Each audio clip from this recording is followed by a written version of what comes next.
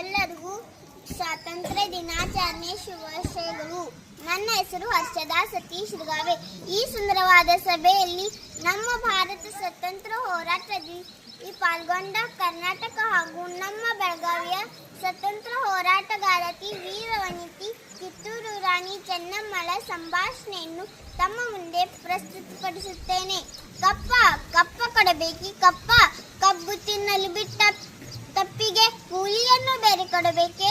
ಮೋಡ ಮಳೆ ಸುರಿಸುತ್ತದೆ, ಭೂಮಿ ಬೇಯುತ್ತದೆ, ನಿಮ್ಗೇಕೆ ಕೊಡಬೇಕು ಕಪ್ಪ? ನೀವು ಇನ್ನ ಮಂದಿಗೆ ಉತ್ತೀರಾ, ಬಿತ್ತೀರಾ, ನೀರು ಹಾಯಿಸಿ ನೆಟ್ಟಿರಾ, ಹೊರೆ ಹೊತ್ತೀರಾ, ಇಲ್ಲ ದಣಿದವರಿಗೆ ಅಂಬಲಿ ಕಾಯಿಸಿ ಕೊಟ್ಟಿರಾ, ನಿಮ್ಗೇಕೆ ಕೊಡಬೇಕು ಕಪ್ಪ?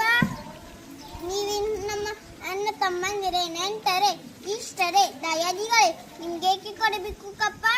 ಈ ಕಿತ್ತೂರು ರಾಣಿ ಚೆನ್ನಮ್ಮ ಮುಂದೆ ಕಪ್ಪ ಕೇಳಲು ಬಂದರೆ ನಾಲಿಗೆ ಸಿಹಿ ಹೊದಿತು. ಹುಷಾರ್.